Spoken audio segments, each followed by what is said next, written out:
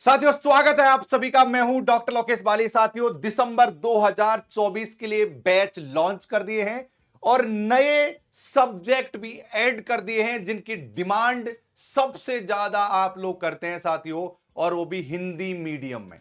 अब साथियों, टोटल ये सारे सब्जेक्ट हैं जो अपना प्रोफेसर पर आप लोगों को पढ़ाए जाएंगे। नए सब्जेक्ट हमने ज्वाइन किया है ज्योग्राफी, कॉमर्स जिसकी सबसे ज्यादा डिमांड थी हिंदी मीडियम में, इसके अलावा लोक प्रशासन और साथियों इकोनॉमिक्स को हमने 4 सब्जेक्टों को दिसंबर 2024 के लिए साथियों नए सब्जेक्ट के रूप में ऐड किया है। जबकि जितने भी सारे सब्जेक्ट हैं, पेपर 1 का बैच स्टार्ट हो गया है दिसंबर के लिए। हिंदी साहित्य, होम साइंस, शिक्षा शास्त्र, political science, history, sociology, home science, भूगोल, कॉमर्स, लोक प्रशासन, इकोनॉमिक्स, इन तमाम सब्जेक्टों की साथियों क्लासेज अब अपना प्रोफेसर एप्लीकेशन पर आपको देखने को मिलेंगी। तो जाइए साथियों, जाइए और कॉम्बो बैच आप ज्वाइन कर लीजिए पेपर 1 प्लस इन सब्जेक्ट्स का।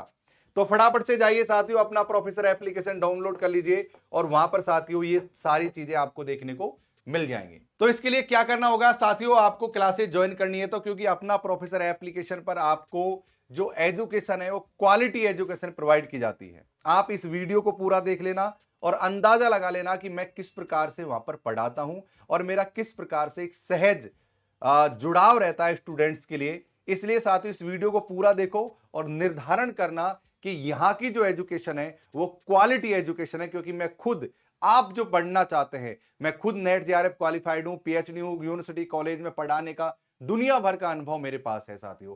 तो जाइए साथियों, अपना प्रोफेसर एप्लीकेशन को डाउनलोड कीजिए, ये प्ले स्टोर पर मिल जाएगा। और साथियों पिछले 5 महीनों में 50,000 से ज्यादा डाउनलोड हो चुके हैं हमारे अपना प्रोफेसर ऐप के। अभी तो साथियों 60,000 हो गए, पर 50,000 आपको लिखा हुआ पर दिखेगा। इस नंबर पर आप हमको कभी भी कांटेक्ट कर सकते हैं, 9354461655, जिससे आप मेरी टीम से कांटेक्ट कर सकते हैं और कोर्सेज के बारे में जानकारी ले सकते हैं। यहां पर ध्यान रहे, दिसंबर 2024 के बैच चल गए हैं, लेकिन जून वाले बैच भी चल रहे हैं, आप उनमें भी एनरोल कर सकते हैं। तो आपको साथियों अभी यहां पर जून 2024 लिखा हुआ दिखेगा। वैसे मैंने टीम को बदलने के लिए बोल दिया है, लेकिन कोई दिक्कत नहीं, दिखेगा। आप तो इस पर क्लिक करना या फिर कॉम्बो बैच पर क्लिक कर लेना। आप कहीं भी क्लिक करोगे या फिर कोर्सेज पर क्लिक करना, कहीं भी क्लिक करोगे आपको ये मेरे सब्जेक्ट नए वाले देखने को मिल जाएंगे। उसके बाद में साथियों आपको क्या करना है, जैसे भी कोई कोर्स पर क्लिक करोगे, आई एम इंटरेस्टेड पर क्लिक करना है। उसके बाद में आपके सामने इस प्रकार का मैसेज आएगा, thank you for your interest, please check your WhatsApp SMS for next step. यानी कि एक लिंक जनरेट होकर आपके उसी नंबर के व्हाट्सएप पर, अगर व्हाट्सएप चलता है तो, या फिर नॉर्मल टेक्स्ट मैसेज में एक लिंक आ जाएगी साथियों इस प्रकार की। उस लिंक पर क्लिक करके आप रेजर पे पर यहां पर साथियों पेमेंट कर सकते हो और तुरंत से साथियों आपका एप्लीकेशन स्टार्ट हो जाएगा। तो इन नए सब्जेक्टों के साथ में दिसंबर 2024 के लिए हमने कोर्सेज शुरू कर दिए हैं। पेपर 1 और पेपर 2 दोनों के कोर्सेज आपको मिल जाएंगे। ध्यान रहे, ये सभी सब्जेक्ट आपको हिंदी मीडियम में प्रोवाइड करवाए जाएंगे, नोट्स भी आपको हिंदी मीडियम में मिलेंगे और साथियों क्लासेज भी आपको हिंदी मीडियम में ही देखने को मिलेंगी। तो जाइए साथियों, इस क्लास की शुरुआत करते हैं और टीचिंग एप्टीट्यूड को पढ़ना शुरू करते हैं। और आप लोग अपना प्रोफेसर एप्लीकेशन को जरूर से डाउनलोड कर लेना। यहां पर फ्री में भी मैंने बहुत सारा मटेरियल दे रखा है, टेस्ट सीरीज वगैरह, आप एक बार डाउनलोड जरूर से कर लेना। आगे बढ़ते हैं, चलिए आइए बी और सी में से हमारा क्या सही हो सकता है। अब इसमें सही कहा है कि कथन एक सत्य है। आइए देख लेते हैं, उत्तम शिक्षण प्रकृति औपचारिक होती है। ऐसा किसने कहा है कि भाई आपको अच्छा शिक्षण स्कूल जाने से, कॉलेज जाने से प्राप्त होगा? ऐसा कहीं लिखा हुआ है क्या? आप इस समय घर बैठे हो और मैं आपको पढ़ा रहा हूं, आप शिक्षण को प्राप्त कर रहे हैं, क्या यह शिक्षण उत्तम नहीं हो सकता? 100% ये शिक्षण उत्तम है जो मैं आपको करा रहा हूं। कभी भी उत्तम शिक्षण प्राकृतिक औपचारिक होता है, ऐसा बिल्कुल भी ये साथ बात असत्य है। यानी कि ऑप्शन ए भी गलत और ऑप्शन 2 भी गलत। तो इस क्वेश्चन में साथियों हम इसको काट देंगे और ऑप्शन के अनुसार बी आंसर सही है। अब मेरी इस बात को फिर से आप समझने की कोशिश करो। इसने क्या लिखा है, पहले ऑप्शन में लिखा है कि उत्तम शिक्षण प्राकृतिक औपचारिक होता है।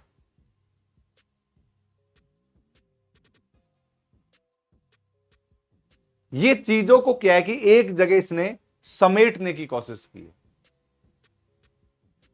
शिक्षण तो यार, अच्छा शिक्षण तो कहीं भी जहां से मिले वहीं से ही कर लो। तो ऑप्शन है साथियों, ऑप्शन एक। और हाँ, पोल करवा दे, अगला क्वेश्चन पोल दे दूंगा। चलो अगला क्वेश्चन पोल दे दूंगा। यहां पर साथियों दोनों ही आपके गलत हैं। अच्छा, मैं सवाल पूछना चाहता हूं, कोई कोई ऐसी चीज है जो ना समझ लगी हो तो मुझसे पूछ लो। आप कोई भी ऐसी चीज जो ना समझ लगी हो तो मुझसे पूछ लो यहां पर कि सर ये चीज समझ नहीं लगी मुझे। देखो, मेरा उद्देश्य फिर से कह दूं, इस क्वेश्चन इस क्लास में बहुत ज्यादा क्वेश्चन कराने का नहीं है, पर मैं ये चाहता हूं कि अगर इस प्रकार का क्वेश्चन आपके सामने आ जाए तो उसको आप कैसे करोगे। सर यूट्यूब पर लाइव है क्या? कहां है यूट्यूब पर लाइव? भाई मैं यहीं पढ़ाता हूं एप्लीकेशन पर, ये एप्लीकेशन की क्लास है।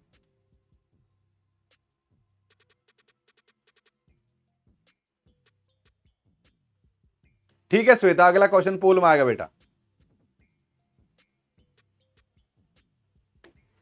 सर शिक्षण और प्रशिक्षण में अंतर क्या होता है? इसका मतलब शिवानी आपने टीचिंग एप्टीट्यूड की क्लास नहीं देखी है। अगर क्लास नहीं देखी है तो रिवीजन नहीं किया है।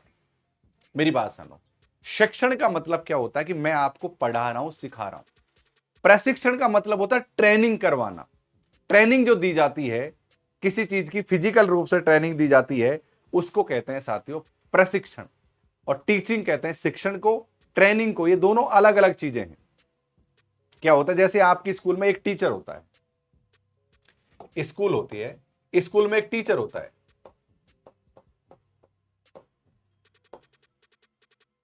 और एक होता है पीटीआई, ये आपको पढ़ाता है, ये आपको स्पोर्ट्स के लिए ट्रेन करता है, खेल के लिए आपको ट्रेन करता है, आपकी कुटाई करता है। तो ये दोनों अंतर है इन दोनों चीजों में। ओके, मैं आपसे कह रहा हूं कि इस टीचिंग एप्टीट्यूड के बाद मैं आपको रिसर्च पढ़ाने वाला हूं, इसलिए आप लोग कान खोलकर सुन लो। 10 12 15 क्लास है रिसर्च की।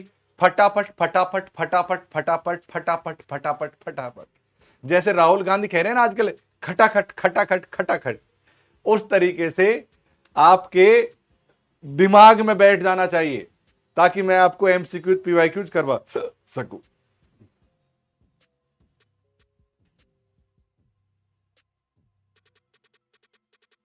चलिए इस क्वेश्चन को ठीक से करो।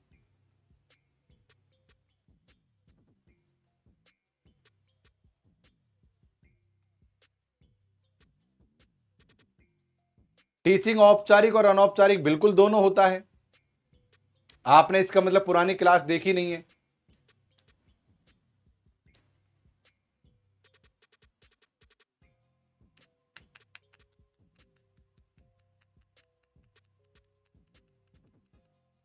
सुधा कह रही कि मेरा रिप्लाई नहीं देते आप कभी भी।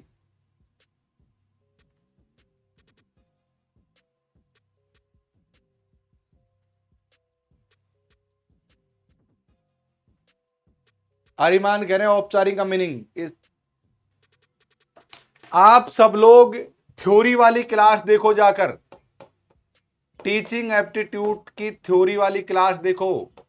मैंने सब कुछ पढ़ाया है, मेरे पढ़ाए हुए में से सब उसी के अंदर से, बाहर से कुछ नहीं है। इंडियन लॉजिक कब पढ़ाओगे? जब तुम टीचिंग एप्टीट्यूड पढ़ना सीख लोगी सुधा, क्योंकि इसको तुम सीख नहीं रही हो, बात वहां तक की कर रही हो।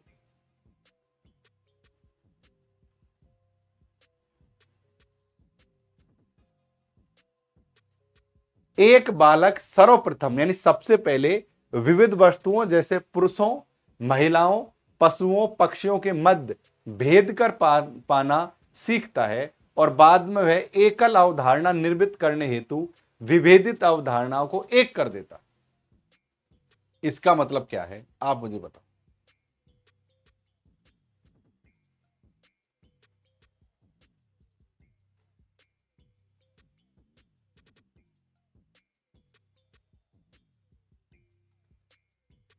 चलो पोल दे देता हूं, पोल में आंसर दो, अब वैसे मत दो।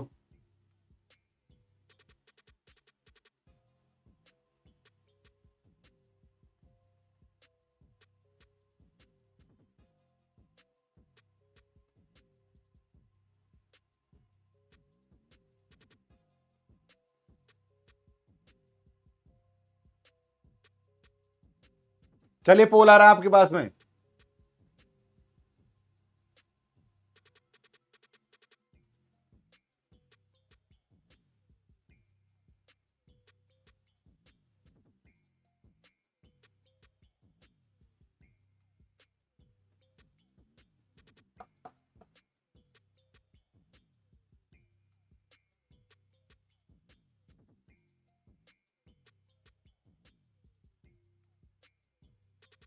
सब लोग आंसर दो।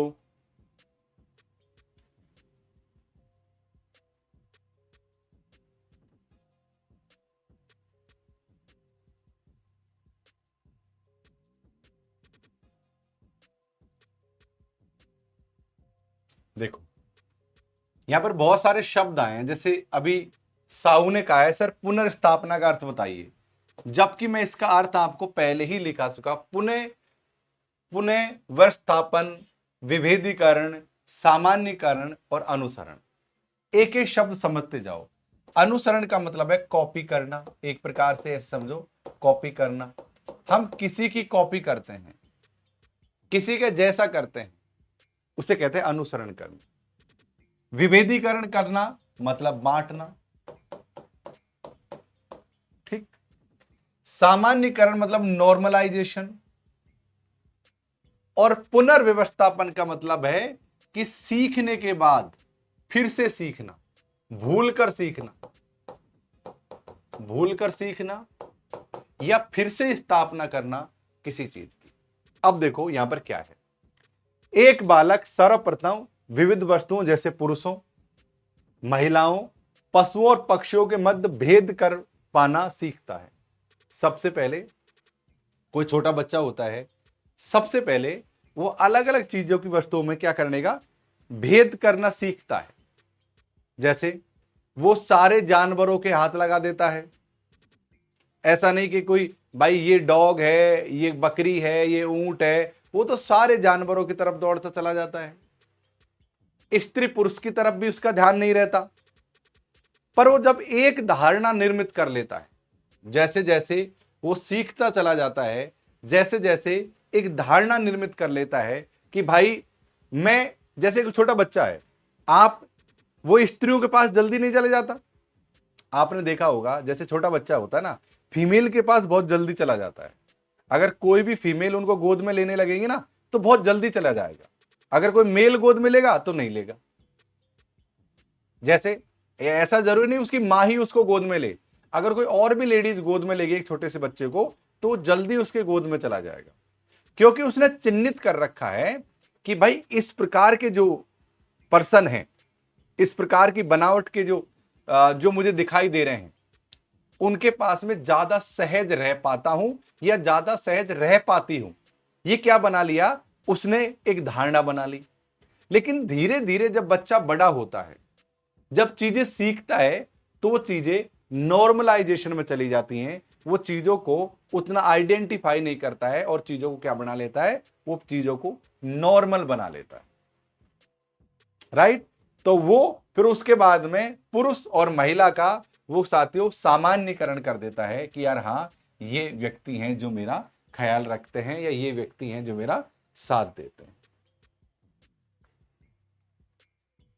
तो सही आंसर है साथियों यहां पर सामान्यीकरण या नॉर्मलाइजेशन, यानी सभी को एक समान तरीके से देखना, इसे कहते हैं साथियों सामान्यीकरण, है ना।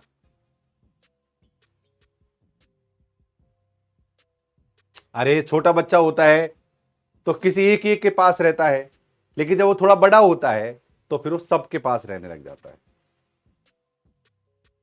फिर वो सबके पास रहने लग जाता है। सवाल थोड़ा सा समझने की इसमें आवश्यकता थी। अब देखो कथन 1 है और कथन 2 है। अब तुम मुझसे पोल में तो लेते हो, लेकिन पोल में आंसर तो देते ही नहीं हो।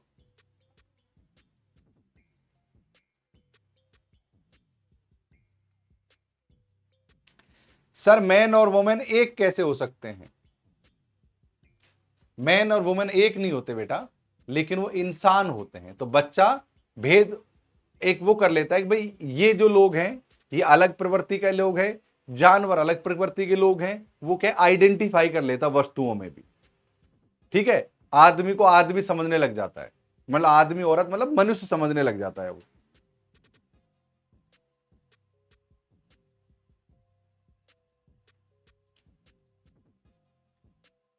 हाँ, मैथ की क्लास दिन में करेंगे रिया। आज हम टीचिंग एप्टीट्यूड को निपटा देते हैं, आप लोगों की दोस्ती करा देते हैं।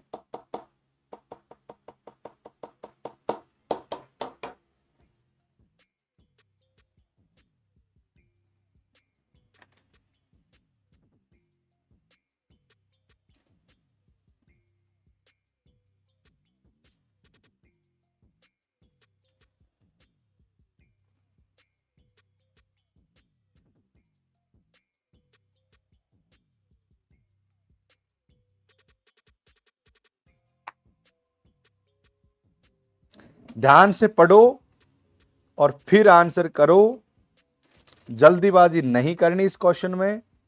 यह क्वेश्चन काफी समझदारी वाला क्वेश्चन है, ध्यान रहना चाहिए आप लोगों को।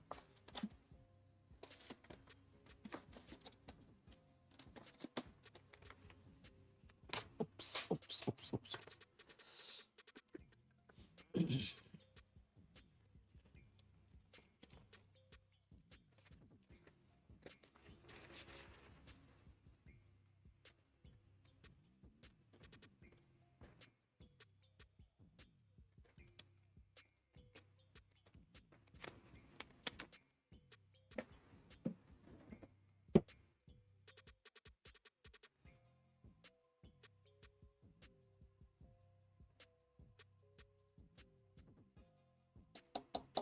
आप तो कमेंट में आंसर दो,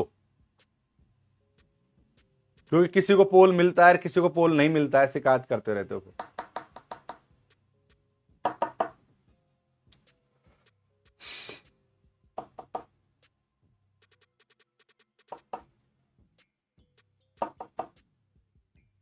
सारे लोगों ने ए आंसर दिया है यहां पर, सारे लोगों ने क्या दिया है यहां पर, ए आंसर दिया है। अब देख लेते हैं इसमें ए आंसर है या फिर बी आंसर।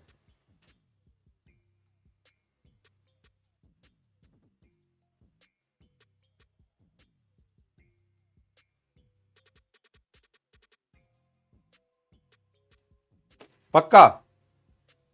शिक्षा और प्रशिक्षण संगठनों के पास प्राथमिक उत्पाद के रूप में एक पाठ्यक्रम होता है। देखो यहां पर इन दोनों को एक नहीं बतलाया गया है, इन दोनों को अलग अलग बतलाया। क्या कहा है कि शिक्षा और प्रशिक्षण संगठनों के पास एक प्राथमिक उत्पाद के रूप में एक पाठ्यक्रम होता है। भाई एक बात बताओ, चाहे कोई भी आदमी शिक्षण करेगा या प्रशिक्षण करेगा, पाठ्यक्रम के आधार पर तो करेगा। एक रूपरेखा तो होगी कि पहले दिन तुम ट्रेनिंग में जाओगे तो पहले दिन तुम ट्रेनिंग में जाओगे, तुम भाई पहले कुछ मत करो, ये एक्सरसाइज कर लो। अगर आपको फिजिकल ट्रेनिंग कराई जा रही है तो, अगर आपको कोई कंप्यूटर सिखाया जा रहा है तो पहले दिन ये सिखाया जाएगा भाई कीबोर्ड से ऐसे ऐसे करो, कीबोर्ड को थोड़ा A B C D E F G H I J K L M N कहाँ कहाँ है, पोजीशन है, इसको सीखो, उसके बाद में उसको, उसके बाद में उसको, मतलब एक पाठ्यक्रम तो होता ही है ना। तो शिक्षण में भी पाठ्यक्रम होता है, उसी के अनुसार ट्रेनिंग में भी पाठ्यक्रम होता है। तो अगर आपने ये लाइन ठीक ढंग से पढ़ी है, इसलिए जान पा रहे हो कि हमारी पंक्ति नंबर, कथन नंबर 1 सही है। एम आई राइट भाई? है ना, कथन नंबर 1 सही है। ओके, आजीवन अधिगम की अवधारणा है। देखो मैं आपको फिर से बता दूं अधिगम क्या है। अधिगम एक ऐसी प्रणाली है, अधिगम का मतलब सीखना होता है, जानना होता है, लर्न करना होता है। लेकिन अधिगम आजीवन प्राप्त कर सकता है। आदमी जब मर रहा होता है ना, तब भी वो ये सीख रहा होता है कि मरा कैसे जाता है। अधिगम हर चीज से प्राप्त होता है। अधिगम केवल स्कूल जाने से, कॉलेज जाने से नहीं होता है। तुम रास्ते में जा रहे हो, तुमको ठोकर लग गई पैर में, तुमको अधिगम प्राप्त हो गया कि बेटा ऐसा है, नंगे पैर कल से मत चलना, नहीं तो अंगूठा टूट जाएगा। यह अधिगम प्राप्त हो। तुमको किसी ने जोरदार थप्पड़ मार दिया, तुमको दर्द हुआ जोर से, यह दर्द भी तो एक अधिगम है। हर चीज अधिगम है, ये लगा लो। तो जीवन भर हम अधिगम को प्राप्त करते रहते हैं। आजीवन अधिगम की अवधारणाएं ऐसे प्रावधानों का विस्तार कर सकती हैं खासकर नई सूचना प्रौद्योगिकी के प्रयोग के माध्यम से। बिल्कुल सही बात है कि हम जीवन में नई सूचना प्रौद्योगिकी के माध्यम से भी सीख सकते हैं, यह भी हमारा एक आधार है। इस आधार पर साथियों मेरा ऑप्शन नंबर ए भी सही और ऑप्शन नंबर 2 भी सही, ये आंसर सही। अगर आप ठीक ढंग से पढ़ोगे क्वेश्चन को तो आंसर करोगे। मेरी क्लास में एक चीज सीख कर जाना जब एग्जाम देने जाओ, यह बात हमेशा याद रखना कि सर ने बोला है कि क्वेश्चन को ध्यान से पढ़ना है। ओके, इस चीज को हमेशा ध्यान रखना कि सर ने बोला है कि क्वेश्चन को ध्यान से पढ़ना है। एम आई राइट? क्या है कि सर ने बोला है क्वेश्चन को ध्यान से पढ़ना है। सर ने बोला है क्वेश्चन को ध्यान से पढ़ना है, तो ध्यान से पढ़ोगे तो आंसर स्वतः ही आ जाएगा। अगर इस क्वेश्चन को तुम जल्दीबाजी में पढ़ोगे तो गलत कर जाओ। निशा कह रही सर इस मैंने 3 टाइम पढ़ा और तब जाकर ये क्वेश्चन ठीक हुआ। हां, अगर इसको 3 टाइम ना पढ़ के जल्दीबाजी में 1 बार या 2 बार पढ़ जाती तो निशा का ये क्वेश्चन गलत हो जाता।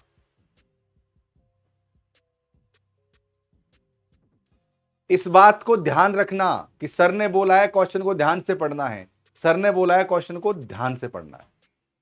अच्छा, अगले क्वेश्चन की तरफ चलेंगे। यह क्वेश्चन साथियों सोशियोलॉजी की एग्जाम लगी थी 17/6/2023 सेकंड शिफ्ट, उसमें आया था।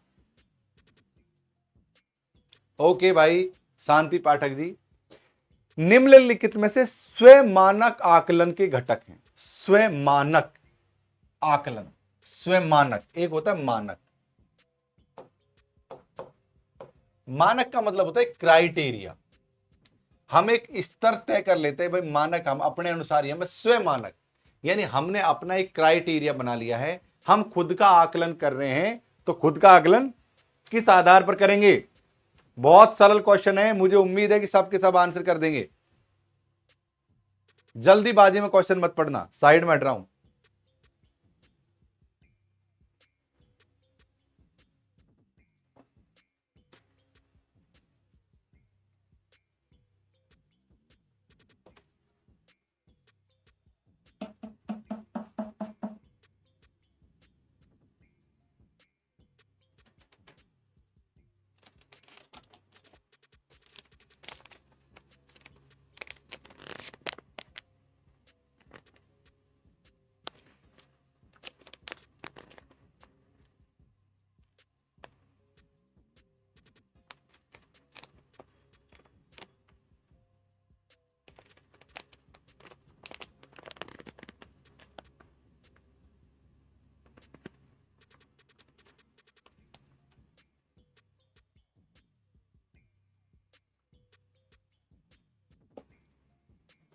उम्मीद है साथियों आप सब लोगों ने आंसर यहां पर दे दिया होगा।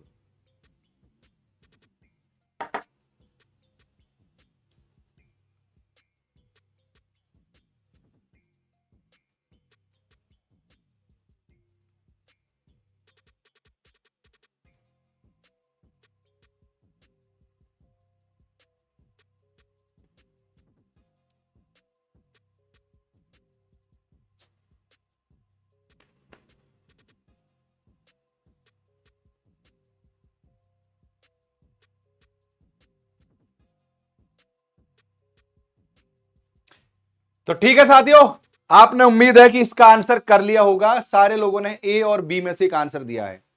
मैं बता रहा हूं क्या आंसर है, तुम खुद डिसाइड करोगे। आ जाओ। निम्नलिखित में से कौन से स्वयं मानक यानी खुद जो हम आकलन करते हैं उसके घटक कौन कौन, कौन सी बात को ध्यान में रखकर हम खुद का आकलन करते हैं? स्वयं और समकक्षी का आकलन।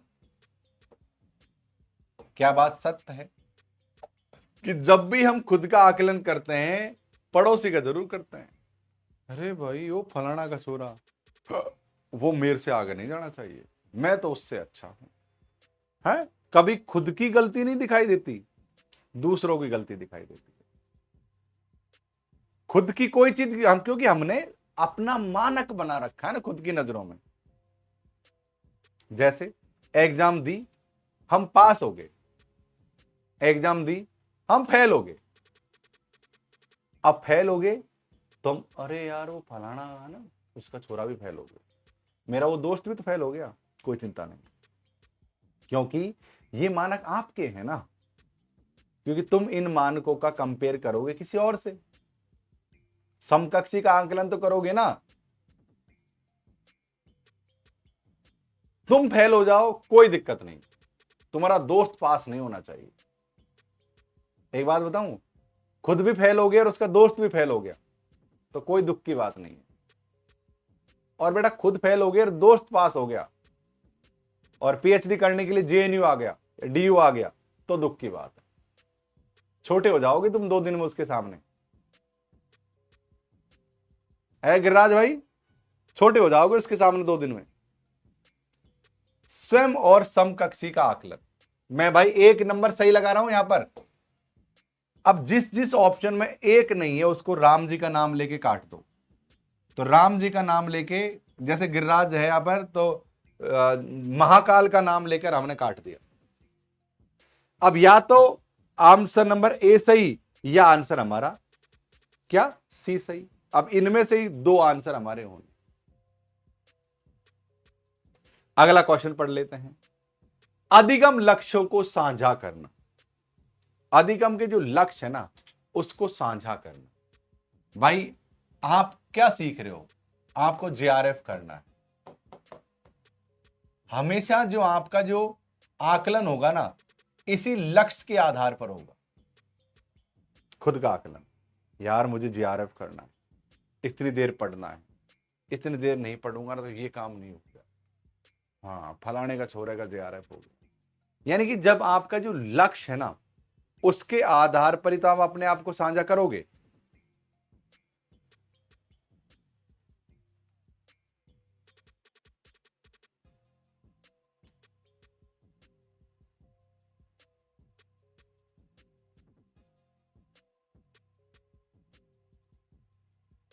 अच्छा चलिए, अब कई बार क्या होता है हमारे मन में, जब हम कोई क्वेश्चन पढ़ते हैं तो हम ये मानकर चलते हैं कि भाई ये हमको समझ नहीं लग रहा, मैं एग्जाम पर सोच रहा हूं ये समझ नहीं लग रहा, पता नहीं सही है या गलत है। ऐसी स्थिति मान लेते हैं बी के साथ आ रही है तो हम सी को पढ़ लेते हैं। शिष्यों में भेद करना है, शिष्यों में भेद करना काहे का, या तो स्वयं आकलन की बात हो रही है ना, शिष्यों में काहे का भेद करना, शिष्यों में भेद करना कोई अच्छी बात है क्या, नहीं है ना, खराब बात है ये तो जब मान ले कि बी को पढ़ते समय हमको थोड़ा कंफ्यूजन हुआ कि यार ये सही है या गलत है, लेकिन सी को पढ़ने से पता लग गया कि ये गलत है, तो जिस ऑप्शन में सी है उसको हम काट देंगे तो ऑटोमेटिक आंसर ए आ जाएगा। बोलो तारा तारा, देखो कितनी जल्दी आंसर आ गया। आपको क्वेश्चन करते हुए शाम दाम दंड भेंट दिमाग चारों तरफ से खोलकर रखना है। आपको कभी भी सेंट्रलाइज नहीं होना है कि यार इस पंक्ति को पढ़ना है, हमको नीचे भी पढ़कर देख लेना। अब देखो इस क्वेश्चन को मैंने कैसे किया है, इस क्वेश्चन को मैं फिर से समझा देता हूं ताकि आप फिर से इस क्वेश्चन में कभी गलती ना करें, क्योंकि इस तरीके के क्वेश्चन आएंगे। हमने मान लिया कि स्वयं मानक की बात हो रही है, आकलन की बात हो रही है। सबसे पहले स्वयं और समकक्षी का आकलन, मैं मर जाऊं कोई दिक्कत ना है लेकिन पहाड़ों से जिंदा नहीं रहना चाहिए। हमारी खुद की लाइफ में कीड़े पड़ रहे हो कोई दिक्कत नहीं है, दूसरा मजा नहीं करना चाहिए। हमेशा तुलना समकक्षी से करते हैं। तो हमारा ऑप्शन नंबर 1 सही है। अब 1 सही है तो सीधा ऑप्शन की तरफ आना है और हमको ये जान लेना है, ऑफलाइन एग्जाम में तो और भी मजा आ जाएगा काटने में। हमको ये देख लेना कि जिस भी ऑप्शन में बी नहीं है वो हमारा आंसर हो ही नहीं सकता। अब आंसर या तो ए सही है या सी सही है। अब हमने इसको पढ़ा, अधिगम लक्ष्यों को साझा करना, अधिगम लक्ष्यों को साझा करना पड़ा, लेकिन मैं इसमें कंफ्यूज्ड हूं, मतलब मैं कंफ्यूज नहीं, मतलब आप लोग कंफ्यूज हो एक तरीके से एग्जाम देते समय, कि भाई आप लोग कंफ्यूज हो कि यार इसमें पता नहीं यार, समझ नहीं लग रहा, इसके आधार पर निर्णय नहीं लूंगा। तो हमने क्या किया, इसको छोड़ दिया। अगला ऑप्शन पढ़ा, शिष्यों में भेद करना। अरे क्यों करेंगे शिष्यों में भेद? तो ऑप्शन नंबर सी पढ़ते ही हमको पता लग गया कि गलत है, तो हमने ऑप्शन नंबर सी ये रहा, तो इसको काट दिया, गलत है ये, ऑप्शन नंबर ए आंसर। अब बताओ, मैंने तो इसको भी नहीं पढ़ा, इनको पढ़ा ही नहीं, दिमाग ही नहीं लगाया, देखो कितनी जल्दी आंसर आ गया। ऐसा ही आपको बनना है, ऐसा ही बनना है आप लोगों को, और अगली 10 यूनिट में ऐसा मैं आपको बना दूंगा। अभी तो टीचिंग एप्टीट्यूड की 2-3 ही क्लास हुई है, लगा लो। अभी तो रिसर्च बच रहा है, कम्युनिकेशन, आईसीटी, बहुत टॉपिक्स बच रहे हैं, हायर एजुकेशन, ये सब इनकी प्रैक्टिस में इस तरीके से करना है।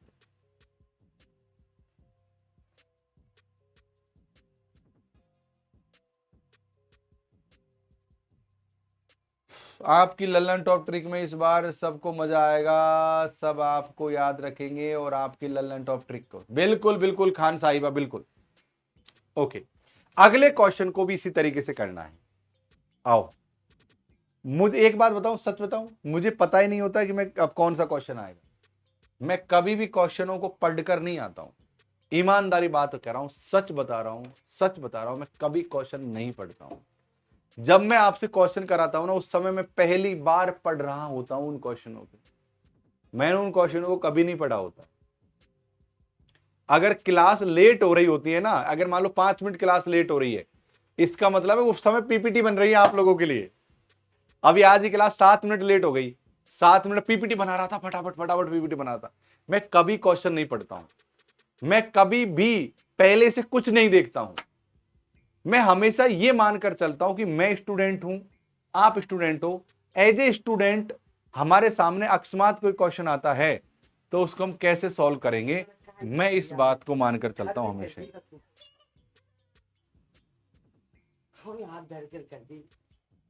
इसलिए आपके सामने मैं क्वेश्चन को लेकर आता हूं तुरंत। चलिए अगला क्वेश्चन देखते हैं।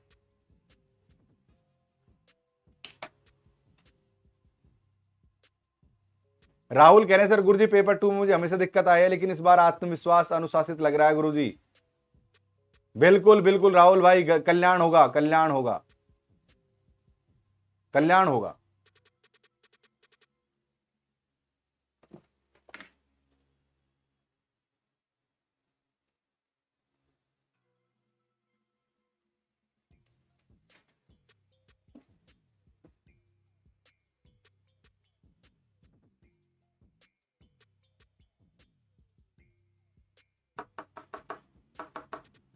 देखो ध्यान से पढ़ो, ऐसे शिक्षण को क्या कहा जाता है? देखो कितना प्यारा क्वेश्चन है ये, कितना प्यारा। ऐसे शिक्षण को क्या कहा जाता है जिसमें सभी छात्रों को चुनौतीपूर्ण अनुदेशन दिए जाते हैं, फिर आवश्यकता अनुसार सहायता प्रदान की जाती है, परंतु जब छात्र स्वयं इन सभी को संभालने में समक्ष हो जाता है तब सहायता हटा ली जाती है। ये क्वेश्चन तो पहले आ चुका है, पिछली क्लास में पढ़ा चुके हैं इस क्वेश्चन को तो। शायद मुझे ऐसा लग रहा है क्वेश्चन हमने पढ़ा है कहीं।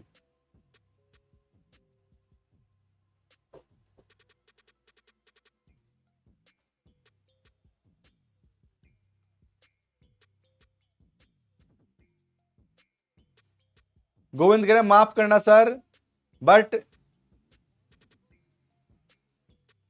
जानने की हार्दिक इच्छा है कि लल्लन टॉप ट्रिक का इरादा कहां से आया आपको, आइडिया कहां से आया आपको? यार पता नहीं मुझे एग्जैक्ट, लेकिन ये पढ़ते पढ़ते ही आया। मैं यूपीएससी की तैयारी जब करता था ना, तो हमको टीचर बार बार ये कहता था कि ऑप्शन के आधार पर तुम क्वेश्चन को काटना सीखो। टीचर कहता था, बट ऐसे ट्रिक नहीं सिखाते थे कभी, क्योंकि यूपीएससी में हम थ्योरी पढ़ते थे। यूपीएससी की पढ़ाई के दौरान हम क्या पढ़ते थे? थ्योरी पढ़ते थे, कभी एमसीक्यूज पीवाईक्यूज की प्रैक्टिस नहीं करते, क्लासेज में कभी प्रैक्टिस नहीं करते थे। पर टीचर हमसे, जब मैं विकास दिव्यकीर्ति सर की दृष्टि आईएएस में पढ़ा था, विकास सर ही पढ़ाते थे उस समय, तो अब तो वो नहीं पढ़ाते हैं। तो हमेशा टीचर्स कहते थे कि आप ना ऑप्शन के आधार से काटना सीखो। तो मैं तब से ना प्रैक्टिस प्रैक्टिस प्रैक्टिस, इतनी प्रैक्टिस हो गई कि मैं देखते ही क्वेश्चन को काट देता हूं। अब वो वहां से आया, बहुत पुराने टाइम से। प्रैक्टिस बहुत ज्यादा होगी ना मुझे क्वेश्चन करने की।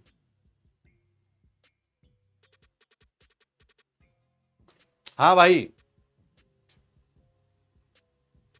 आपको मैं सूचना दे दूं कि अपना प्रोफेसर पर हम लोग ज्योग्राफी, पब्लिक एडमिनिस्ट्रेशन, वाणिज्य, कॉमर्स, इकोनॉमिक्स, ऐसे सब्जेक्टों को भी नए बैच में लेकर आ रहे हैं। तो जिन लोगों ने बैचेज ज्वाइन करने हैं, वाणिज्य, कॉमर्स, ज्योग्राफी, भूगोल, हिंदी अर्थ बतला रहा हूं, लोक प्रशासन, पब्लिक एडमिनिस्ट्रेशन, ऐसे सारे सब्जेक्ट हम लोग लेकर आ रहे हैं, इकोनॉमिक्स। बिल्कुल बिल्कुल बिल्कुल अंसारी भाई, बिल्कुल। ये क्वेश्चन हमने शायद पहले भी किया था।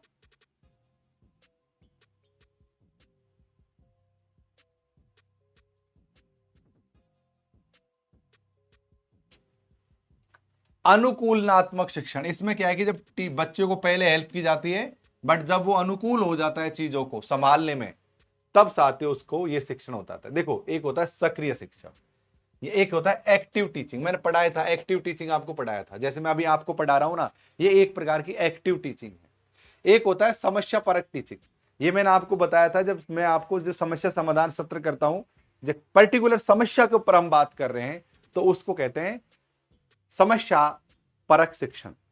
हम किसी समस्या पर बात कर रहे हैं तो समस्या परक शिक्षण हो गया। हम topic by topic, topic by topic, topic by topic आगे बढ़ रहे हैं तो एक्टिव शिक्षण हो गया, जो अभी हाल ही में चल रहा है।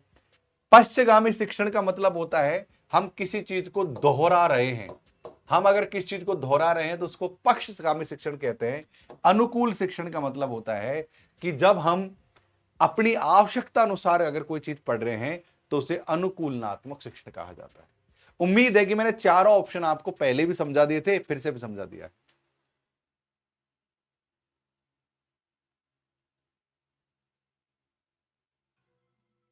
बजरंग बैच के लिए अलग से चार्ज देना होगा क्या? क्यों भाई राधा, आप लोगों को तो यही मिल रहा है ना सब कुछ। चलो भाई साहब, कितनी बार रिपीट हुआ है क्वेश्चन देखो। 2023 की कितनी एग्जाम में आया है, एजुकेशन वाली में भी आया, होम साइंस वाली में भी आया, कितना रिपीट हुआ है क्वेश्चन देखो।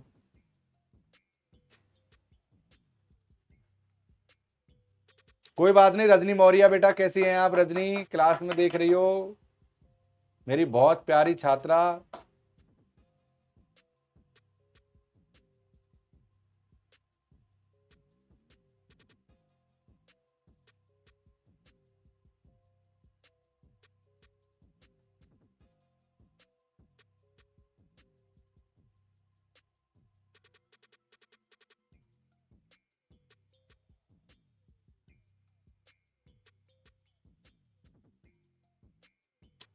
देखो,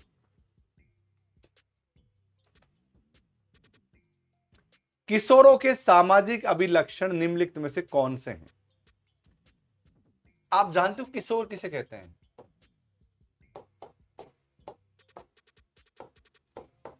मुझे बताओ किशोर अवस्था क्या है?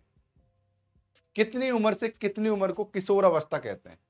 बताइए, मुझे कमेंट करके बताइए। बाल अवस्था, किशोर अवस्था, पूरी बताओ मुझे। बताओ किशोर अवस्था क्या है, बोलो।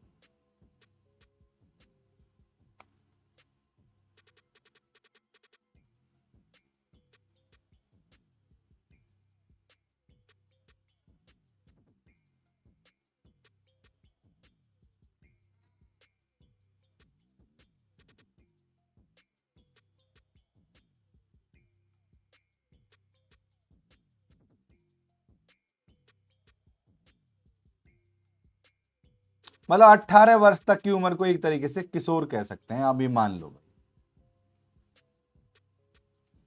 10 से 19 साल के जो लोग होते हैं उसको किशोर कहते हैं।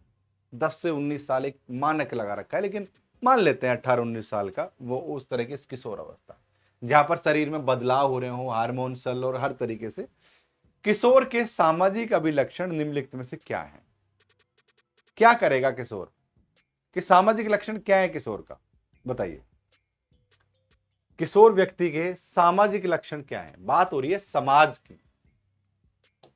जो सवाल पूछा जाए ना, इस पर ध्यान देना है। आयु लगा देता हूं मैं, आयु लिख देता हूं यहां पर 10 से 19 वर्ष। अब यहां पर इस सामाजिक अभिलक्षण की बात हो रही है, उसी के आधार पर आपको आंसर देना है।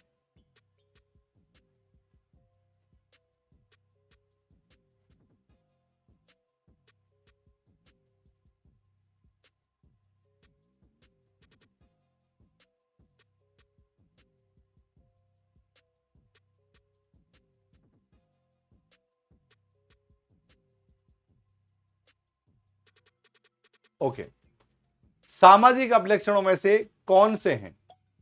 एक है साथियों, पहला कल्पना का विकास। अब देखो, कल्पना का विकास होता है, पर बात हो रही है समाज को लेकर। क्या हो रही है बात यहां पर? समाज को लेकर हो रही है। सर ई पता लगा, ई ऑप्शन है ही नहीं किसी में, है ना? हाँ, ये रहा नहीं, ऑप्शन है तो सही। कल्पना का विकास, ये कल्पना इस सामाजिकता की बात नहीं है, ये मन की बात हो रही है हमसे समाज की। सवाल वही पूछो, उसी का आंसर देना है जो सवाल हमसे पूछा गया है। ये बात सही है कि किशोर अवस्था में जो कल्पना है उसका विस्तार बहुत ज्यादा हो जाता है। हार्मोन्स बदलते हैं, विपरीत जेंडर के लिए अट्रैक्शन पैदा होता है, मन में नई नई चीजें, शौक पालने, मोबाइल खरीदना है, ये करना है, वो करना है, बहुत सारे मन में बहुत बदलाव होते हैं। ये बात सत्य है, लेकिन सवाल क्या है? सवाल है सामाजिक बदलावों का। सामाजिक लक्षण क्या है? यहीं आपने इस क्वेश्चन को गलत कर दिया। तो कल्पना का विकास होता है, सत्य बात है, लेकिन कल्पना का विकास समाज के लिए नहीं होता है यहां पर। इसलिए ऑप्शन नंबर 1 हमारा गलत है। क्या इस बात से सहमत हैं आपसे कि आप गुरुजी सही कह रहे हो कि ऑप्शन नंबर 1 गलत है? क्या इस बात से सहमत हैं आप लोग कि सर आपने सही कही है कि हमारा पहले ध्यान ही नहीं गया था? यह बात सही है कि इस उम्र के बच्चों में कल्पना का विस्तार होता है, लेकिन हमसे सवाल पूछा गया है सामाजिकता के लिए, सवाल पूछा है समाज के लिए, कल्पना का नहीं है सवाल, उसकी मन स्थिति का सवाल नहीं है, मन का सवाल नहीं है। इसलिए मैं ये मानकर चलता हूं कि एक ऑप्शन यहां पर गलत है। अब जब एक ऑप्शन ही गलत हो गया तो या तो सी भी कट गया और ये तो बी भी कट गया। सही है। अब यहां पर समान अंक ढूंढ लो आप। यहां पर ई एक है, समान है, और यहां पर ई समान है। इसका मतलब है आप यहां पर ई को तो सही मान लो। अच्छा, अब है साथियों सामूहिक निष्ठा। अब देखो समाज की बात हो रही है, सामूहिक निष्ठा मतलब समाज की बात है। जहां पर एक से ज्यादा लोग रहेंगे, सामूहिकता का मतलब भीड़ है ना, समूह मतलब भीड़, भीड़ मतलब समाज।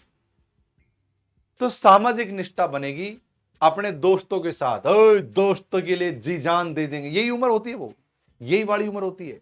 भाइयों के लिए मर जाएंगे, मर जाएंगे भाइयों के लिए। लड़ाई किसी और की खुद ने मोल ले ली, भाभी है तेरी। ये इसी उम्र में होता है, ये यही चल रहा है, यही। ए रिक्शा वाले पैसे मत लेना, भाभी है तेरी। वो मूवी देखी रांझना? वो यही उम्र है ऐसी वाली, जहां दोस्ती की बात होती है। थोड़े दिन बाद में जब शादी ब्याह हो जाते हैं ना, तो दोस्ती वोस्ती उतनी याद नहीं रहती, घर बीबी की पिटाई याद रहती है, बच्चे याद रहते हैं। पर उस समय की उम्र में ये दोस्ती याद बहुत ज्यादा रहती है। तो सामूहिक निष्ठा हमारी बन जाती है। तो मैं ये मानकर चल रहा हूं कि ये हमारा ऑप्शन सही है। अगर ये हमारा ऑप्शन सही है तो ये ऑप्शन कट जाएगा और हमारा देखो आंसर ही आ जाएगा। कितना सरल है रे ये क्वेश्चन, सरला हे सरला, कितना सरल था रे क्वेश्चन ये है। मैंने सिर्फ इन दोनों को ही पढ़ा, बाकी पढ़ा भी नहीं। देख लो सरला कितना सरल था। देखो मैं कोई बहुत तगड़ी चीज नहीं बता रहा हूं, मैं तुमको तरीका सिखा रहा हूं बस लड़ाई लड़ने का। युद्ध लड़ने में ज्यादा ताकत की जरूरत नहीं होती। युद्ध लड़ने के लिए चपलता, कुशलता की आवश्यकता होती है, चतुराई की आवश्यकता होती है। देख लो, आपके सामने आप डरे पड़े थे, मैंने कर लिया क्वेश्चन।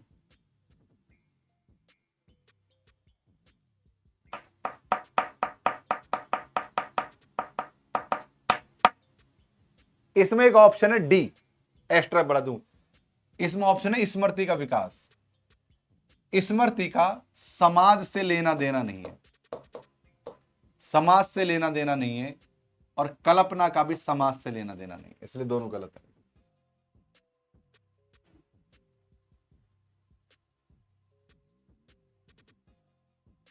दीक्षा कह रहे कि मेरी दोस्त शादी के बाद हमसे बात ही नहीं करती।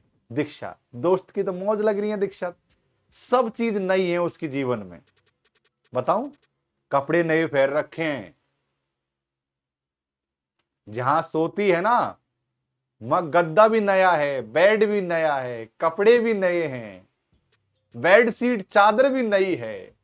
पुरानी तो कोई चीज पहन ही नहीं रही है, और नई नई शादी हुई है, सब चीज नया ही नया आ रहा है। और सुनो, शादी में भर मोट के नई नई ड्रेस दे दी, 11 ड्रेस, 21 ड्रेस, 5 ड्रेस, ऐसा जाता है ना जोड़ा, तो 21 ड्रेस दे दी, वो नई नई पहनेगी। सास ने कह दी बेटा तो नई नई पहना कर देख, तो पुरानी नया, पुराना आशिक भी छूट गया पीछे भाई। पुराना चल दट, नंबर बदल लिए, नंबर भी बदल लिए, आशिक छूट गया पीछे। एकदम ऐसे, एकदम वैसे हज, मतलब हज पर चली, मतलब एकदम पुराने नंबर थे बदल लिए, एकदम नई सिम ला कर दी है, और नया मोबाइल भी गिफ्ट में आ गया। ओ भाई इधर तो देखो मेरी तरफ, नया गिफ्ट में मोबाइल आ गया टच का, और वो भी महंगा वाला एप्पल, क्योंकि पहली बार छोरा को छोरी मिली है, इंप्रेशन जमाना है, एप्पल दबा दिया पहली बार। नई सिम, नया फोन, तो तुम जैसी पुरानी दोस्तों को कौन याद करेगा रे बबुआ, कौन याद करेगा आपको, दीपाक्षी, कौन करेगा आपको याद, कोई नहीं याद करेगा आपको भाई। सारी चीज नई है, रिश्तेदार भी नए, भाभी भाभी कहने वाले भी नए, चाची चाची कहने वाले भी नए, अरे हर चीज नई नई, हर चीज नई कर दी जीवन में, पुरानी कुछ बची ही नहीं, तो तुम कहां से बचोगी। हाँ, सब चीज नई, कपड़े भी नए, ऊपर से लेकर नीचे तक के, अंदर बाहर सबके, सब कुछ नया जीवन में। कहां फुर्सत है तुम पुराने लोगों के लिए, उनके पास बब।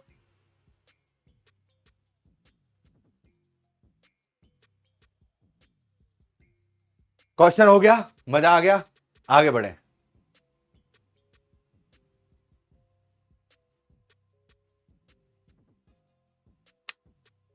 राम देवी अहिवार, सर मेरी भी फ्रेंड ने लव मैरिज कर ली, कहां गया रे क्वेश्चन, लव मैरिज कर ली, अरे लव मैरिज, मेरी फ्रेंड ने लव मैरिज कर ली, मुझे कॉल नहीं लगाती कभी भी। काहे, जिनसे लव मैरिज करनी थी कर ली, तो तुम्हें कॉल काहे लगाएगी रे।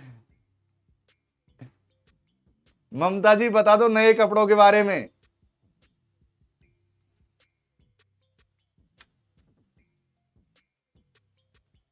चलिए भाई साहब, अगला क्वेश्चन 25 नंबर। शिक्षक विद्यार्थियों को निम्नलिखित में से किसमें संग्रह करने के लिए स्मृति विज्ञान रणनीतियों का प्रयोग करते हैं।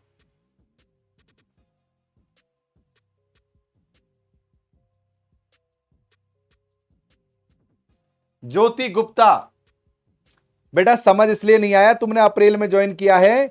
आप ऐसा करो बेटा, जो मैंने पहले पढ़ाया है रिकॉर्डिंग मिल जाएंगी, आप जाकर उनको फटाफट देख लो। अब अगली बार मैं रिसर्च पढ़ाऊंगा क्वेश्चन, अभी तो मैं टीचिंग एप्टीट्यूड पढ़ा रहा हूं, पर अगली यूनिट रिसर्च की होगी, प्रैक्टिस की। तुम जब तक रिसर्च की क्लासेज को देख लो, मजा आ जाएगा। विजय श्री की हंसी नहीं रुक रही है, बताइए ऐसा काहे कह दिया रे हमने। प्लानिंग कर रही हो, तुम भी फोन नहीं करोगी।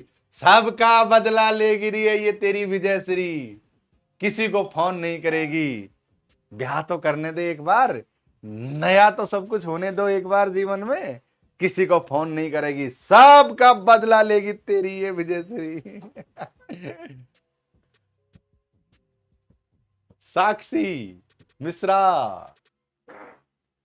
वाराणसी।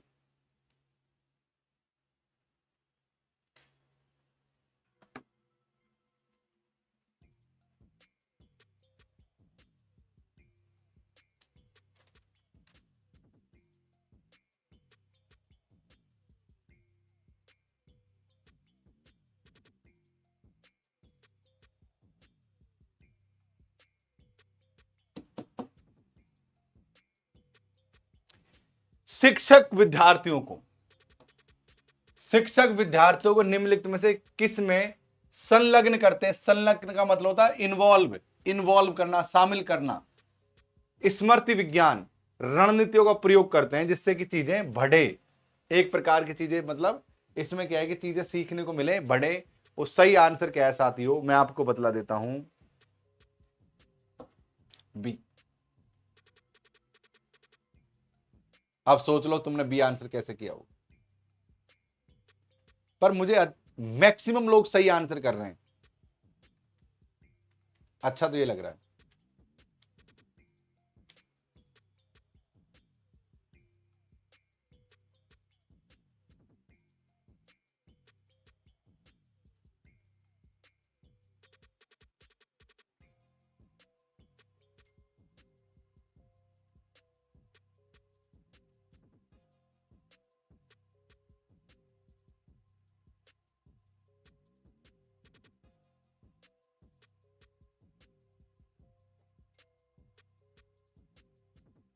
अगला क्वेश्चन तरफ बढ़े, वेरी गुड। चलिए,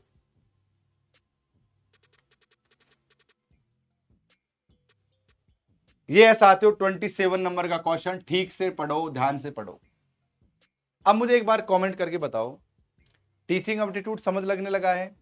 जो आपकी मन में शिकायत थी कि सर एग्जाम में जब क्वेश्चन देने जाते हैं तो कुछ भी याद नहीं रहता, या एग्जाम का क्वेश्चन समझ नहीं आता, आप जब इस क्लास में समझाते हो थ्योरी तो हमको समझ आ जाता है, लेकिन जब क्वेश्चन देखते हैं घर पर तो हमको समझ नहीं आता।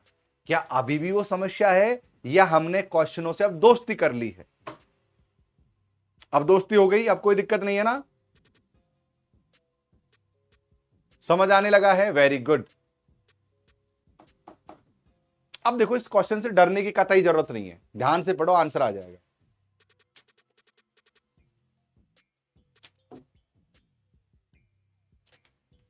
सिखा, आप थ्योरी पढ़ लो बेटा एक बार। गुरुजी मैंने क्लास में आते कुछ पता जो बहुत जरूरी बात थी आपने ध्यान नहीं दिया, कोई बात नहीं, अब फिर से पूछ ले।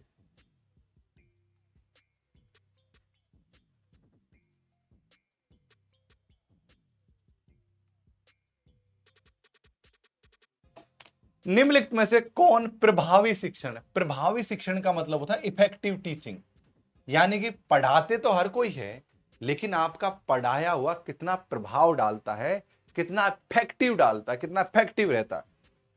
निम्नलिखित में से कौन प्रभावी शिक्षण की मूल आवश्यकताएं हैं?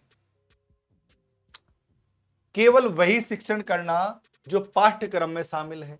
अरे, सर्वांगीण विकास करवाता है शिक्षक भाई। केवल शब्द का जहां प्रयोग आ जाए, अधिकतर कंडीशन में वो गलत ही होगा। तो ऑप्शन नंबर 1 हमारा गलत है। राम जी का नाम लेके जिस भी ऑप्शन में ए नजर आ रहा है उसको काट दो। हमने राम जी का नाम लिया, देखो बिना काम, कोई भी काम बिना राम जी के मत करो। राम जी का मतलब ईश्वर है, ईश्वर का मतलब ईश्वर, खुदा, गॉड, ठीक है। राम जी का मतलब, राम जी का मतलब है दशरथ पुत्र राम से नहीं है। जब मैं कहता हूं ना राम जी का नाम लेके काट दो, यहां पर ये राम जी का नाम दशरथ पुत्र राम नहीं है। राम जी का नाम लेना मतलब ईश्वर का नाम लेना। राम जी का नाम लेना जैसे कोई खुदा का नाम लो, कोई वाहेगुरु का नाम लो, या फिर कोई जो भी लॉर्ड आप मानते हो उसका नाम, ठीक है। ओके, तो राम जी का नाम लेके हमने यहां पर ये पता लगा कि यहां पर ए को हमने यहां पर काट दिया। राइट। अब यहां पर फिर उसके बाद में क्या आ गया है, अब हमको साथियों समान अंक ढूंढ लेने हैं। यहां पर ई नजर आ रहा है और यहां पर भी ई नजर आ रहा है। राम जी का नाम लेके हमने ई पर टिक कर दिया।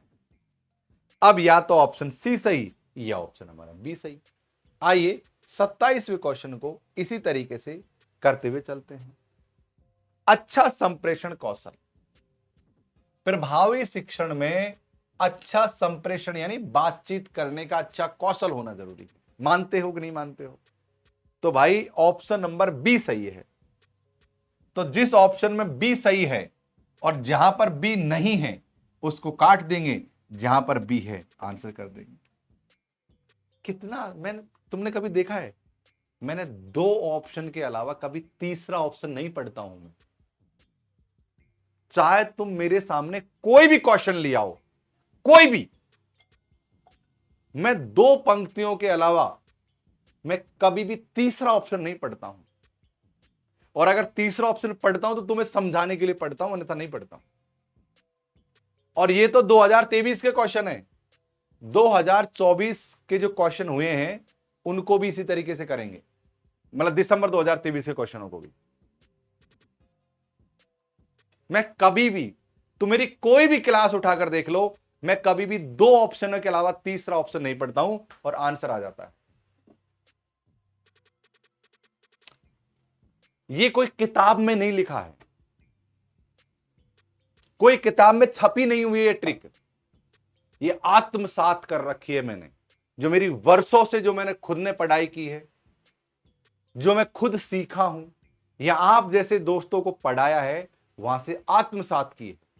और मेरी दिली इच्छा है कि मेरी इस ट्रिक को आप लोग साकार करोगे, आप लोग सीखोगे, आप यूनिवर्सिटी कॉलेज में प्रोफेसर बनकर बच्चों को सिखाओगे और वो बच्चे अपने और आगे वाली पीढ़ी को सिखाएंगे और आगे सीखते जाएंगे। बट इतनी ज्यादा दूर की तो नहीं, लेकिन आप तो सीखो ही सीखो, मैं ये चाहता हूं। तुम ट्रिक को सीखो, कला सीखो, तुम कला। अगर आपने कला सीख ली ना तो कोई भी क्वेश्चन सॉल्व कर दोगे। ये क्वेश्चन तो एग्जाम में नहीं आएगा, पर ये कला आपको हर जगह काम देगी। और मैं रोज आपको इतना जोर देकर क्या सिखाता हूं, कला सिखाता हूं, तरीका सिखाता हूं, ट्रिक सिखाता हूं। बस आपने कला सीख ली ना, गर्दा उठा दोगे आप। मैं कोई भी क्वेश्चन इस तरीके से कर सकता हूं, कोई भी। अभी मैं दिसंबर 2023 के क्वेश्चन करवाऊंगा, उनको भी ऐसे ही करेंगे, चाहे वो कोई भी क्यों ना हो।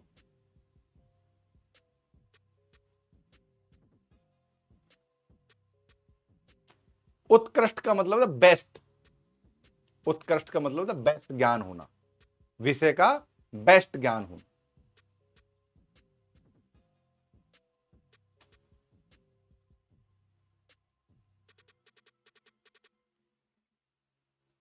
सुप्रिया, अभी एग्जाम में बहुत समय है, आराम से पढ़ो, मैं हूं ना आपको सिखाने वाला। कभी मैं हड़बड़ी करता हूं पढ़ाते हुए?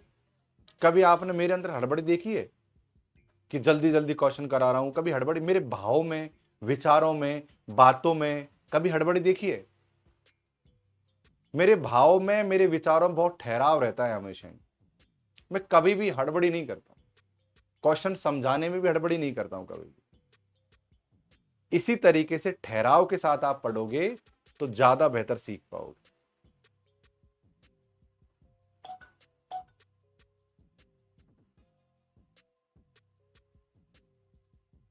सभी यूनिट में से समान क्वेश्चन आते हैं सुरेश, नियम है सभी यूनिट में से 5 क्वेश्चन आने का।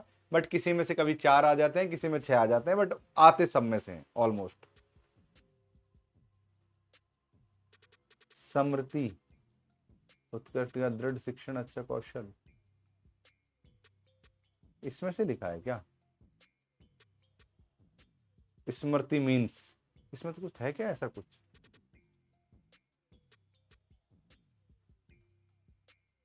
उत्कृष्ट के बारे में समझा दिया, कहां से पूछ रही हो? इसमें तो कुछ है ही नहीं ऐसा शब्द।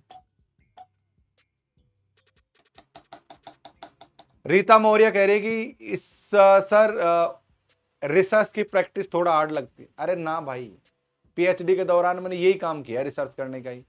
ऐसा रामबाण औषधि दे के जाऊंगा ना, रिसर्च आपको ऐसे लगेगा चुटकियों में हो जाएगा काम।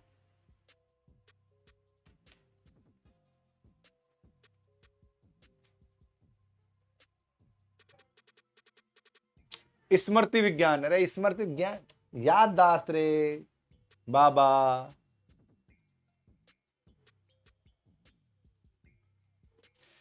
उच्च क्रम के चिंतन कौशल को निम्नलिखित में से किसके द्वारा प्रोत्साहित मतलब बढ़ावा किया जा सकता है?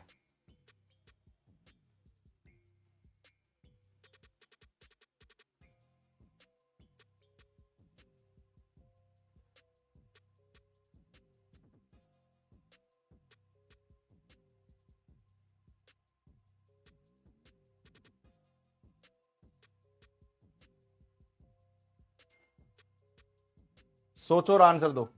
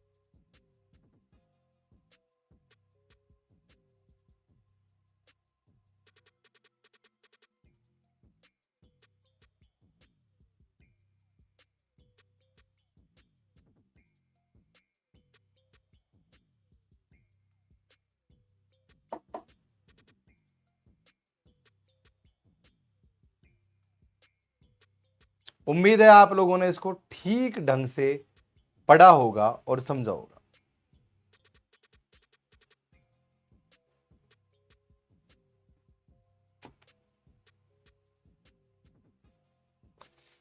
उच्च क्रम के चिंतन, जहां भाई हाई लेवल का चिंतन हो, कौशल को निम्नलिखित में से किसके द्वारा प्रोत्साहित किया जाता है? जहां पर मतलब ये लगा लो कि जहां पर मतलब आपका चिंतन या एक्टिव रहना, आप किस में ज्यादा एक्टिव रह सकते हो, आप किस में ज्यादा सोच सकते हो, इसमें देना है।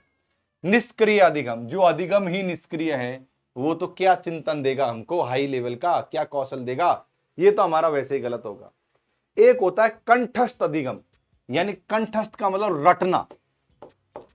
जहां पर रटने वाली बात है वो कभी भी आपके चिंतन को नहीं बढ़ाएगा, सिंपल सी बात है।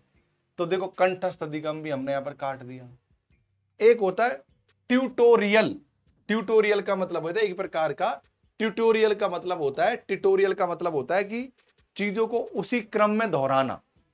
ट्यूटोरियल, ट्यूटोरियल का मतलब एक चीज को बार बार दोहराना, एक ही क्रम में दोहराना, मतलब एक ही तरीके से दोहराना है, इसे कहते हैं ट्यूटोरियल। जैसे आपने देखा होगा कई बार ट्यूटोरियल कहते हैं कि हाउ टू, जैसे आपने देखा होगा कि एक यूट्यूब पर वीडियो होते हैं ट्यूटोरियल वीडियो।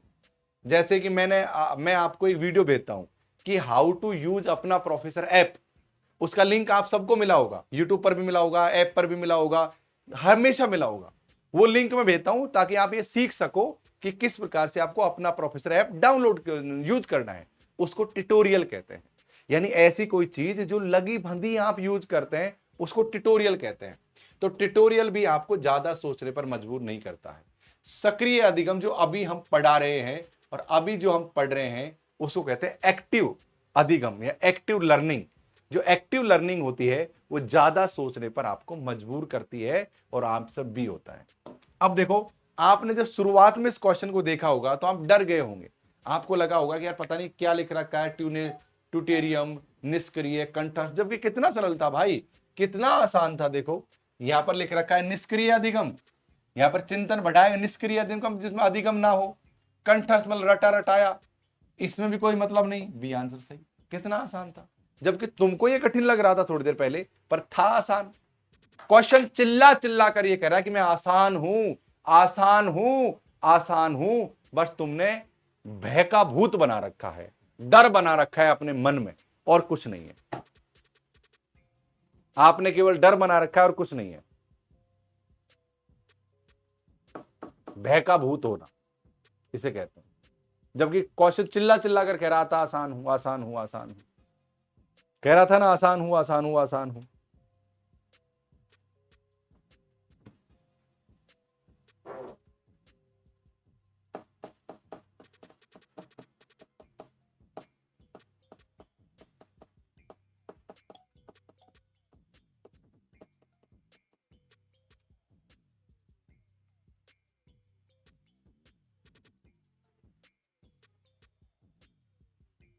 रिया को डर नहीं लग रहा क्वेश्चन में।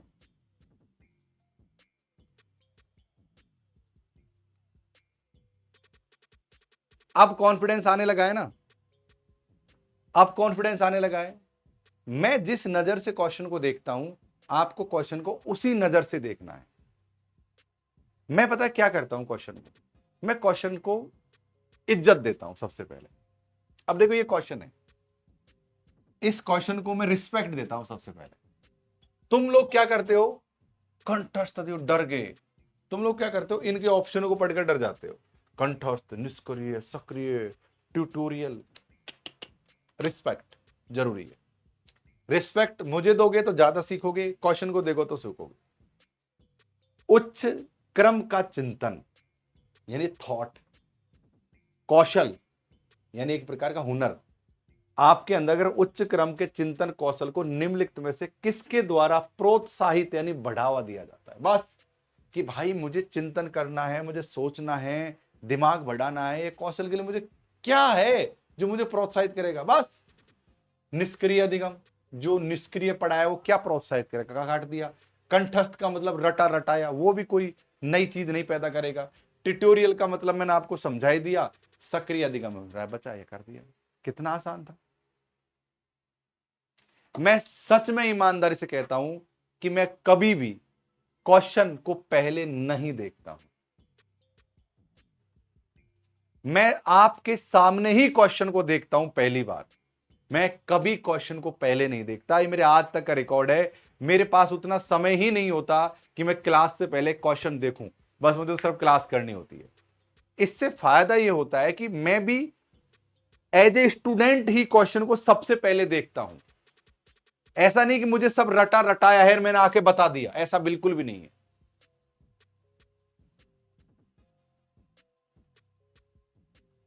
ये क्वेश्चन मैं आपकी माइंड सेटअप के साथ ही पढ़ रहा हूं, पर मेरा जो अप्रोच है क्वेश्चन को देखने का, वो अप्रोच आपको विकसित करना होगा। सोना, पेपर 1 और पेपर 2 दोनों रिसर्च के क्वेश्चन सेम लेवल के होंगे क्या? हाँ भाई बिल्कुल। हर सब्जेक्ट में अपना एक रिसर्च है। एजुकेशन में रिसर्च है, होम साइंस में रिसर्च, तो रिसर्च तो एक जैसा ही होता है। रिसर्च के प्रकार, रिसर्च क्या है, सब एक जैसा ही होगा। सिलेबस पूरा होने की चिंता मत करो, एग्जाम पास करने की चिंता करो कि एग्जाम पास कैसे करें। सिलेबस चाहे तो 5 दिन में पूरा कर दूं, 10 दिन में पूरा कर दूं, चाहूं तो मैं इस तरीके से प्रेम से पढ़ाता रहूं।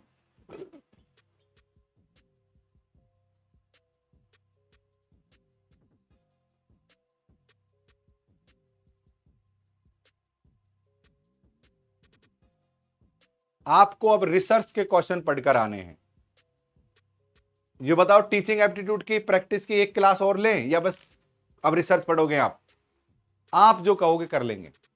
आप बताओ, क्या टीचिंग एप्टीट्यूड की एक क्लास और लूं, रिसर्च पढ़ोगे?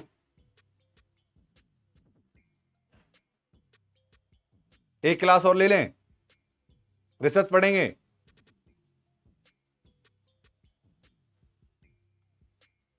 एक और लेंगे, ठीक है? एक क्लास और लेंगे और कल 11 बजे क्लास होगी।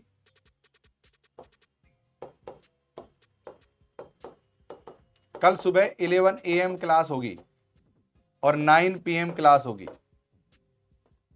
कल सुबह 11 AM मैथ की क्लास होगी और 9 AM प्रैक्टिस होगी। आज 9 AM की क्लास नहीं करेंगे क्योंकि आज हमने ऑलरेडी प्रैक्टिस करवा दी है।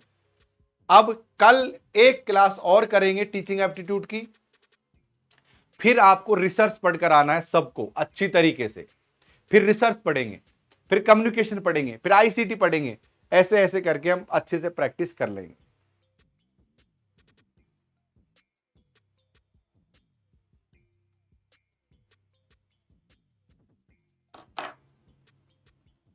कल एक क्लास और लेंगे, टीचिंग एप्टीट्यूड की लंबी क्लास ले लेंगे,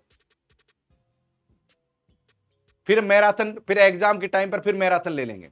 देखो मैंने ऐसा कर रखा है कि एग्जाम के टाइम पर फिर एक मैराथन और ले लेंगे, पूरे क्वेश्चनों को मिलाकर एक एक मैराथन ले लेंगे एग्जाम के टाइम पर। एग्जाम तक पढ़ाते रहेंगे आप लोगों को, एग्जाम तक पढ़ाता रहूंगा, कोई दिक्कत वाली बात नहीं।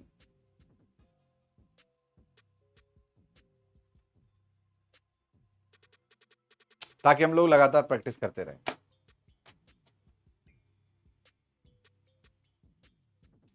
Okay guys, thank you so much. अब हम मिलेंगे आपसे कल सुबह 11 बजे, और हिंदी साहित्य की क्लास भी कल से ही स्टार्ट करेंगे। हिंदी साहित्य के बच्चों के लिए कल से 9 AM से क्लास होगी। हिंदी साहित्य वाले बच्चों की 9 AM क्लास होगी, सुबह 9 बजे। सुबह 9 बजे 9 AM से क्लास होगी। तब तक स्वस्थ रहिए, मस्त रहिए। जय हिंद, जय भारत कहते रहिए। Thank you. नंबर 2024 के लिए बैच लॉन्च कर दिए हैं और नए सब्जेक्ट भी ऐड कर दिए हैं जिनकी डिमांड सबसे ज्यादा आप लोग करते हैं साथियों, और वो भी हिंदी मीडियम में। अब साथियों टोटल ये सारे सब्जेक्ट हैं जो अपना प्रोफेसर पर आप लोगों को पढ़ाए जाएंगे। नए सब्जेक्ट हमने ज्वाइन किया है ज्योग्राफी, कॉमर्स जिसकी सबसे ज्यादा डिमांड थी हिंदी मीडियम में, इसके अलावा लोक प्रशासन और साथियों इकोनॉमिक्स को हमने 4 सब्जेक्टों को दिसंबर 2024 के लिए साथियों नए सब्जेक्ट के रूप में ऐड किया है। जबकि जितने भी सारे सब्जेक्ट हैं, पेपर 1 का बैच स्टार्ट हो गया है दिसंबर के लिए। हिंदी साहित्य, होम साइंस, शिक्षा शास्त्र, political science, history, sociology, home science, भूगोल, कॉमर्स, लोक प्रशासन, इकोनॉमिक्स, इन तमाम सब्जेक्टों की साथियों क्लासेज अब अपना प्रोफेसर एप्लीकेशन पर आपको देखने को मिलेंगी। तो जाइए साथियों, जाइए और कॉम्बो बैच आप ज्वाइन कर लीजिए पेपर 1 प्लस इन सब्जेक्ट्स का। तो फटाफट से जाइए साथियों, अपना प्रोफेसर एप्लीकेशन डाउनलोड कर लीजिए और वहां पर साथियों ये सारी चीजें आपको देखने को मिल जाएंगी। तो इसके लिए क्या करना होगा साथियों, आपको क्लासेस ज्वाइन करनी है तो, क्योंकि अपना प्रोफेसर एप्लीकेशन पर आपको जो एजुकेशन है वो क्वालिटी एजुकेशन प्रोवाइड की जाती है। आप इस वीडियो को पूरा देख लेना और अंदाजा लगा लेना कि मैं किस प्रकार से वहां पर पढ़ाता हूं और मेरा किस प्रकार से एक सहज जुड़ाव रहता है स्टूडेंट्स के लिए। इसलिए साथियों इस वीडियो को पूरा देखो और निर्धारण करना कि यहां की जो एजुकेशन है वो क्वालिटी एजुकेशन है। क्योंकि मैं खुद, आप जो पढ़ना चाहते हैं, मैं खुद नेट जेआरएफ क्वालिफाइड हूं, पीएचडी हूं, यूनिवर्सिटी कॉलेज में पढ़ाने का दुनिया भर का अनुभव मेरे पास है साथियों। तो जाइए साथियों, अपना प्रोफेसर एप्लीकेशन को डाउनलोड कीजिए, ये प्ले स्टोर पर मिल जाएगा। और साथियों पिछले 5 महीनों में 50,000 से ज्यादा डाउनलोड हो चुके हैं हमारे अपना प्रोफेसर ऐप के। अभी तो साथियों 60,000 हो गए, पर 50,000 आपको लिखा हुआ पर दिखेगा। इस नंबर पर आप हमको कभी भी कांटेक्ट कर सकते हैं 9354461655, जिससे आप मेरी टीम से कांटेक्ट कर सकते हैं और कोर्सेज के बारे में जानकारी ले सकते हैं। यहां पर ध्यान रहे, दिसंबर 2024 के बैच चल गए हैं, लेकिन जून वाले बैच भी चल रहे हैं, आप उनमें भी एनरोल कर सकते हैं। तो आपको साथियों अभी यहां पर जून 2024 लिखा हुआ दिखेगा। वैसे मैंने टीम को बदलने के लिए बोल दिया है, लेकिन कोई दिक्कत नहीं, दिखेगा। आप तो इस पर क्लिक करना या फिर कॉम्बो बैच पर क्लिक कर लेना। आप कहीं भी क्लिक करोगे या फिर कोर्सेज पर क्लिक करना, कहीं भी क्लिक करोगे आपको ये मेरे सब्जेक्ट नए वाले देखने को मिल जाएंगे। उसके बाद में साथियों आपको क्या करना है, जैसे भी कोई कोर्स पर क्लिक करोगे आई एम इंटरेस्टेड पर क्लिक करना है। उसके बाद में आपके सामने इस प्रकार का मैसेज आएगा, thank you for your interest, please check your WhatsApp SMS for next step. यानी कि एक लिंक जनरेट होकर आपके उसी नंबर के व्हाट्सएप पर, अगर व्हाट्सएप चलता है तो, या फिर नॉर्मल टेक्स्ट मैसेज में एक लिंक आ जाएगी साथियों इस प्रकार की। उस लिंक पर क्लिक करके आप रेजर पे पर यहां पर साथियों पेमेंट कर सकते हो और तुरंत से साथियों आपका एप्लीकेशन स्टार्ट हो जाएगा। तो इन नए सब्जेक्टों के साथ में दिसंबर 2024 के लिए हमने कोर्सेज शुरू कर दिए हैं। पेपर 1 और पेपर 2 दोनों के कोर्सेज आपको मिल जाएंगे। ध्यान रहे ये सभी सब्जेक्ट आपको हिंदी मीडियम में प्रोवाइड करवाए जाएंगे, नोट्स भी आपको हिंदी मीडियम में मिलेंगे और साथियों क्लासेज भी आपको हिंदी मीडियम में ही देखने को मिलेंगी।